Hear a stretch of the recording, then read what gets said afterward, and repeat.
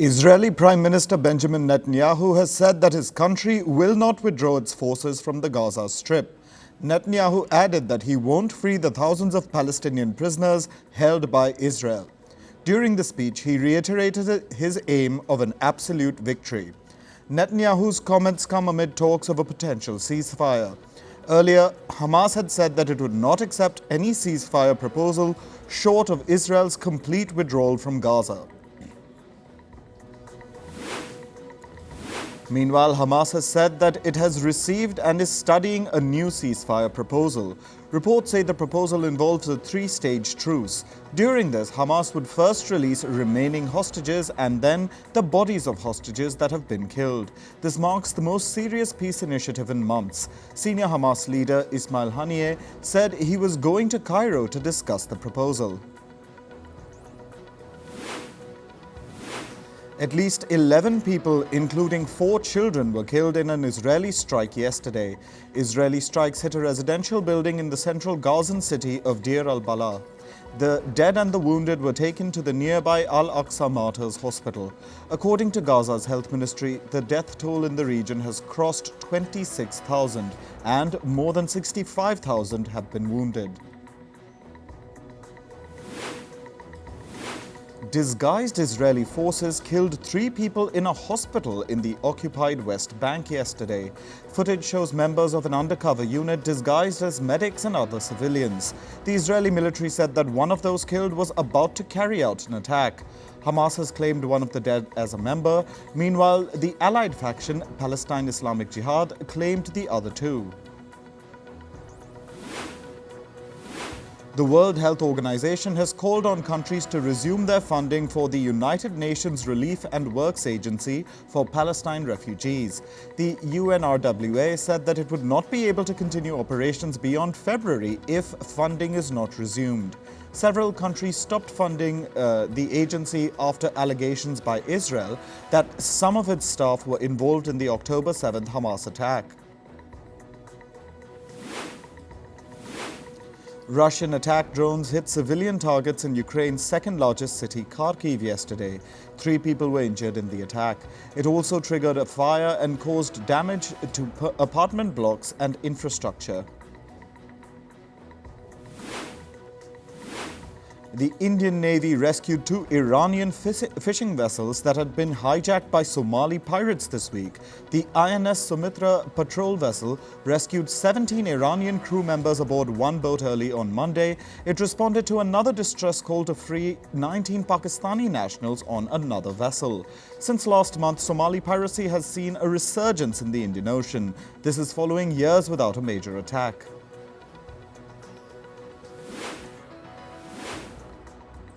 Pakistan's former Prime Minister Imran Khan and his wife Bushra Bibi have been sentenced to 14 years in jail. They've been found guilty of corruption in the Toshakhana case. Khan had been accused of hiding information on the gifts he received as PM and proceeds from the illegal sale of some of the gifts. A Thai court has convicted a prominent activist for defaming the country's monarchy. She has been sentenced to a 2-year suspended jail term. Thailand's controversial Les Majestes law criminalizes any perceived criticism of the royal family. In Sri Lanka, about 10,000 protesters joined a demonstration called by the main opposition United People's Power Party. They were protesting against the country's high cost of living. Sri Lanka's opposition leader Sajith Premadasa joined the protesters. In 2022, Sri Lanka declared bankruptcy after defaulting on its foreign debt. Ever since, the island nation has been facing a dire economic crisis. Brazilian President Luiz Inácio Lula da Silva has denied any political interference in the probe against former President Jair Bolsonaro's son. Carlos Bolsonaro, son of Jair Bolsonaro, is being investigated for allegedly spying on political foes. Yesterday, Carlos was at Brazil's federal police headquarters in Rio de Janeiro. This was after officers searched several properties linked to him. A boat carrying tourists sank near the popular Mexican resort town of Cancun. At least 4 people died and over a dozen others were injured. Injured passengers were hurried by paramedics to a Cancun hospital. A crew member and captain were detained following the accident. Authorities are investigating the cause of the accident. A huge fire broke out near City Stadium in Kenya's Nairobi yesterday. Kenyan firefighters battled to extinguish the blaze. People dressed in civilian clothes were also seen helping firefighters on the scene. As night fell, the fire was still not contained. No casualties have been reported so far, and the cause of the fire is not yet known. In climate news, heavy rain has flooded the makeshift camps in Gaza City. The water from the heavy rain has made its way into the tents. Displaced Palestinians are lighting fires to stay warm and dry, while some collected the rainwater to use later. This comes as scores of Palestinians have been displaced amid the deadly war. In Alaska's Anchorage, a 3-day storm dropped nearly 43 centimeters of snow. The storm brought the city's snowfall to a record 254 centimeters. The heavy snow caused the roofs of some commercial buildings to collapse. Authorities have issued directives to remove snow from rooftops.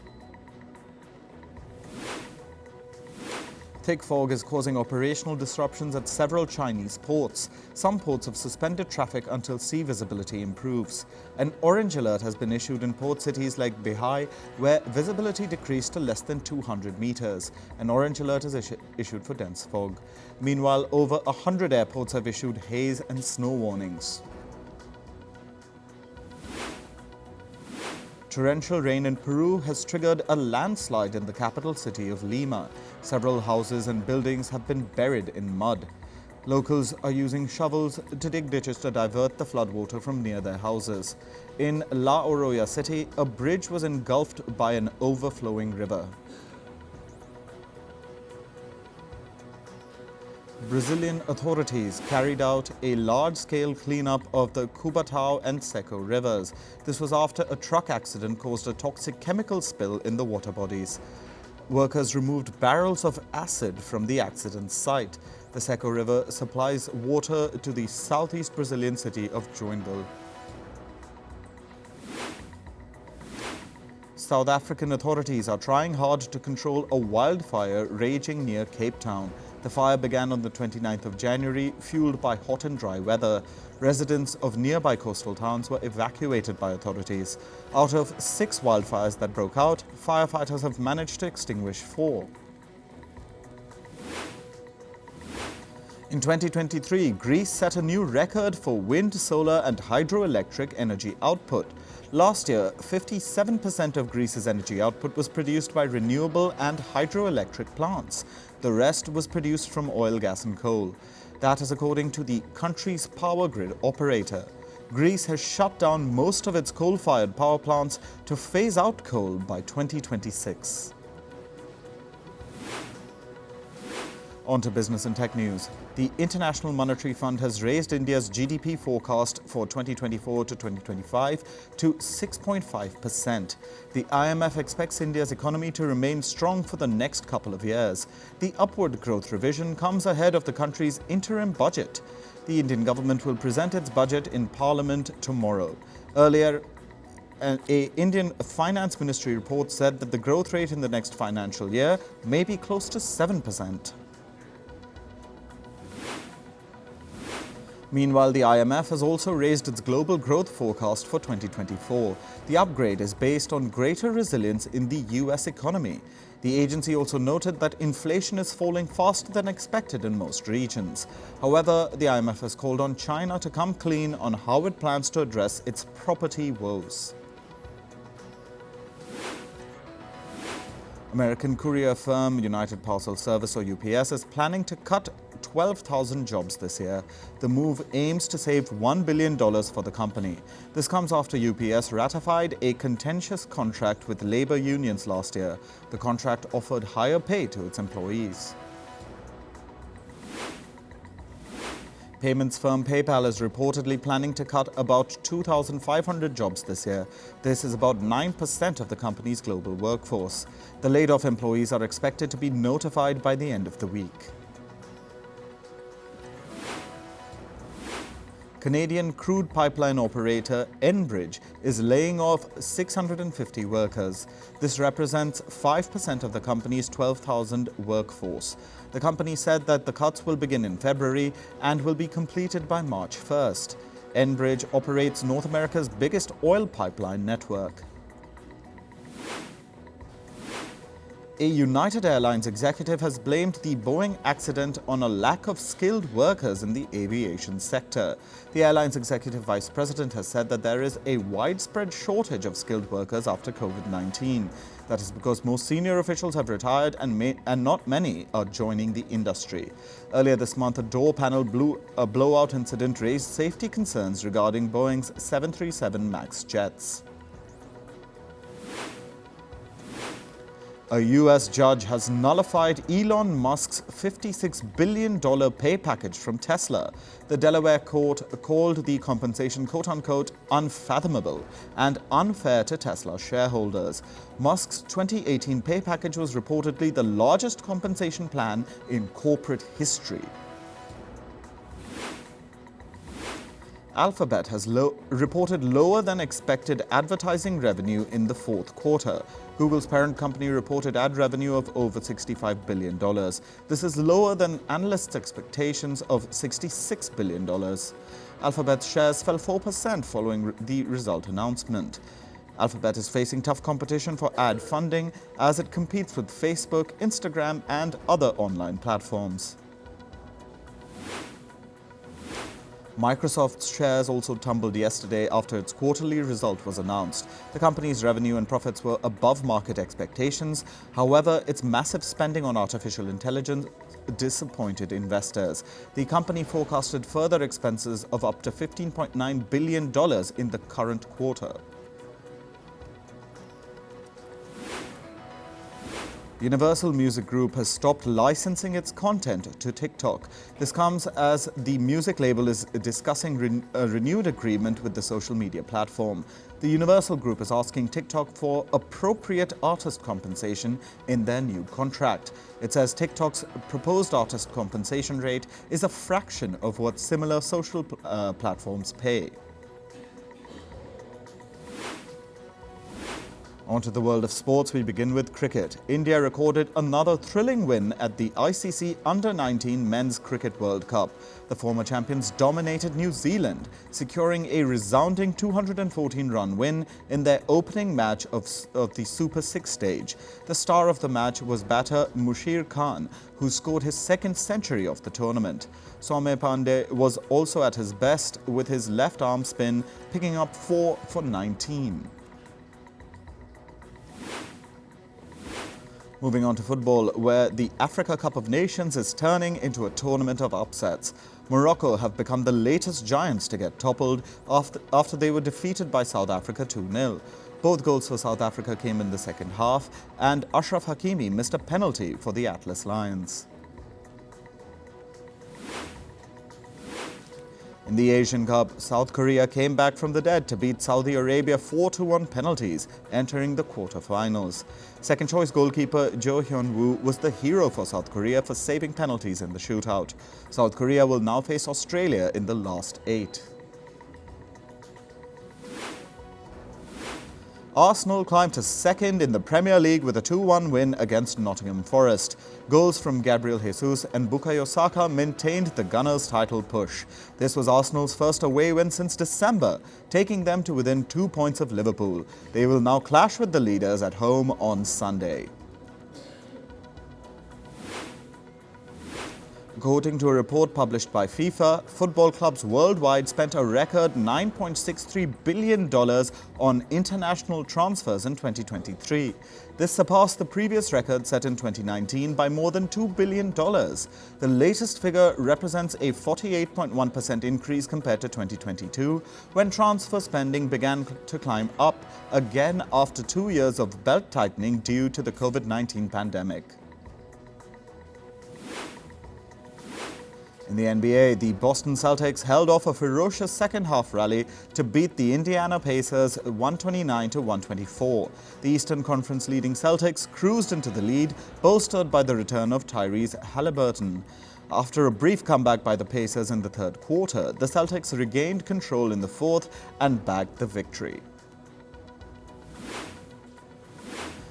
The NBA's all-time three-point leader and Golden State sharpshooter Stephen Curry and Women's NBA one-season three-point record holder Sabrina Ionescu will meet in a showdown at the NBA All-Star Weekend. The three-point challenge will be contested on February 17th when Curry faces Ionescu's deadly accuracy from beyond the arc.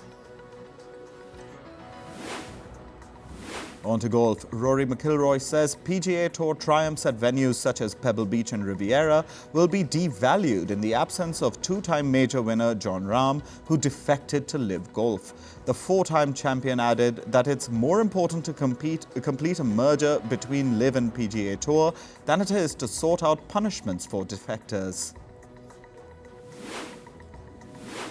In tennis, Italy's Jannik Sinner is still soaking in his Australian Open victory. The Grand Slam winner was welcomed by Italian Prime Minister Giorgia Meloni after landing in Rome. Sinner is the first Italian to win a tennis Grand Slam trophy in 48 years. On Sunday, he beat Russia's Daniil Medvedev to win the Australian Open. Four NHL players have been charged over their involvement in an alleged 2018 gang rape when they were part of Canada's junior national ice hockey team. The players charged include New Jersey Devils duo Michael McLeod and Cal Foote, along with the Philadelphia Flyers goaltender Carter Hart. Calgary Flames forward Dylan Dubé was also charged. In entertainment news, Elon Musk's X, formerly known as Twitter, has restored the search results for Taylor Swift. The platform banned searches for Swift after explicit fake pictures of her went viral. X executives called the ban a cautionary measure. According to reports, members of the rock band B2 detained in Thailand might be deported to Russia. They were arrested last week after a concert for reportedly not having the right paperwork. The band members, who have been critical of Moscow's war in Ukraine, might face arrest or worse if sent back to Russia.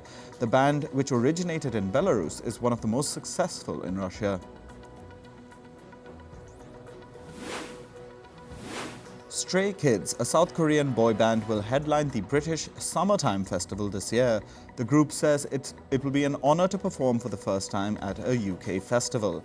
The British Summertime Festival is a series of concerts held annually in London's Hyde Park.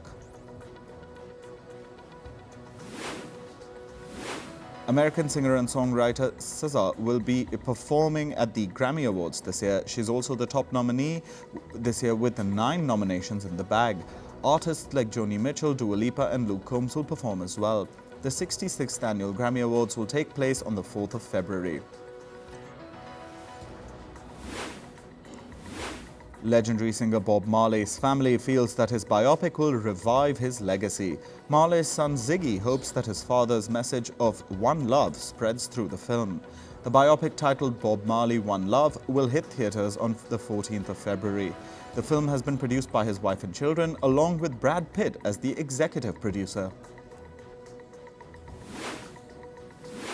According to reports, HBO is working on a limited series based on Gillian Flynn's novel Dark Places. Flynn will also work as the project's co-creator, writer and co-showrunner. The story revolves around intense poverty and satanic cult hysteria that swept through the US in the 1980s. Actor Keke Palmer will be seen in the upcoming comedy film Good Fortune. She has joined the star-studded cast alongside Keanu Reeves and Seth Rogen. The film is currently under production in Los Angeles.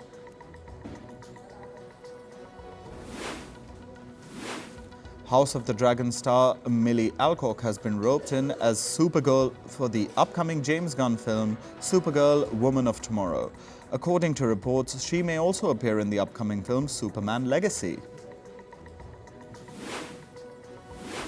Actor Lee Byung-hun's house in Los Angeles was ransacked by burglars. His agency, BH Entertainment, said that nothing was damaged. The burglars entered the house by breaking a glass door. However, the Squid Games actor was not at home during the incident. American actor and singer Chita Rivera has passed away at the age of 91. She was a musical theatre veteran and multiple Tony Award winner. She is survived by her daughter, Lisa Mordente.